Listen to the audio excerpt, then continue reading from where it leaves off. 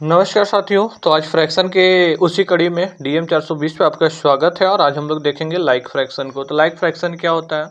तो जिस तरीके से पिछली क्लास में हमने बताया था कि ऊपर वाले को बोलते हैं न्यूमरेटर, नीचे वाले को बोलते हैं डिनोमिनेटर, है ना। तो नोमिनेटर और डिनोमिनेटर को ही क्या बोलते हैं? फ्रैक्शन। तो लाइक फ्रैक्शन अगर किसी को बनना है तो दो या दो से अधिक मोर देन टू फ्रैक्शन का अगर क्या रहे कि डिनोमिनेटर सेम रहे, जैसे 1/3 हो गया, 2/3 हो गया, 4/3 हो गया, है ना। ये सब जितने भी हो गए ये सब क्या है? ये सब लाइक फ्रैक्शन है। क्या है? लाइक फ्रैक्शन का रूप है। समझ रहे हैं ना। जिसका दो या दो से वैसे भी नहीं, जिसका डिनोमिनेटर सेम रहे उसे हम लोग क्या बोलते हैं? लाइक फ्रैक्शन बोलते हैं। ठीक है।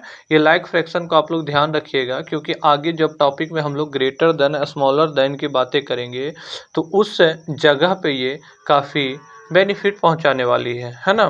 तो आज हम लोग देखेंगे कि यदि आपको टू फ्रैक्शन में क्या करना रहेगा। टू फ्रैक्शन के बीचों में अगर हम लोग कंपेरिजन करेंगे, है ना, टू फ्रैक्शन के बीच में जब कंपेरिजन करेंगे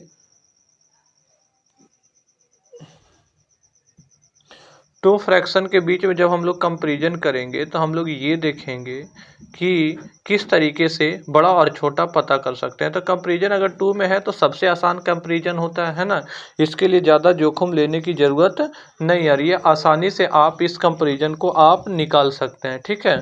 जैसे कि अगर आपको दे दिया जाए कि 3/4 है ना, और 5/7 है, ये दोनों में आपको बताना है कि किस तरफ ये कौन बड़ा है कौन ग्रेटर है, ये ध्यान देना है। तो सबसे पहले आपको सिंपल सा क्या कर देना है कि इसके अंदर इसका जो नोमिनेटर है वो इसके डिनोमिनेटर से मल्टीप्लाई कर देना है और इसका जो डिनोमिनेटर है इसके नोमिनेटर से मल्टीप्लाई कर देना है। अब देखना है कि 3 और 7 से जो मल्टीप्लाई होगा वो जो आएगा वो इस फ्रैक्शन के लिए होगा। तो 3 × 7 21, है ना।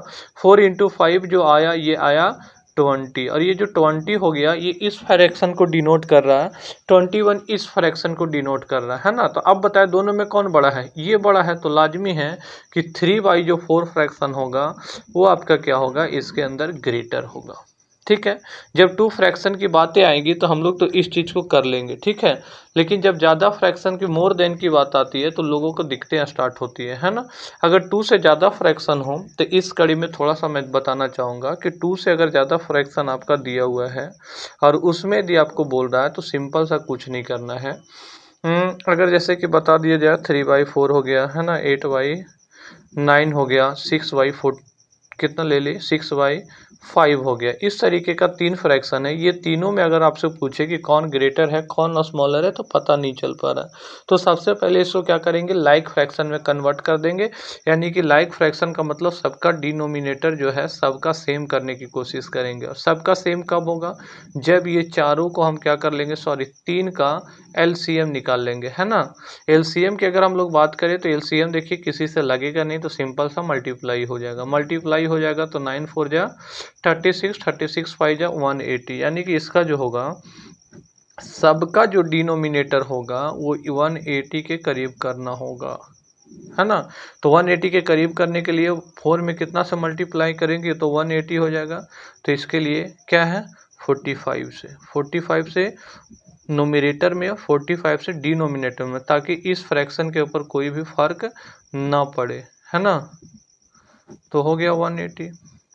अब 8/9 है, इसमें किससे मल्टीप्लाई करना है? 20 से ऊपर भी 20 से नीचे भी, 160 हो गया, या 180 हो गया, है ना। थर्ड वाला जो हो गया ये क्या हो गया, सॉरी दिखाई नहीं दे रहा था।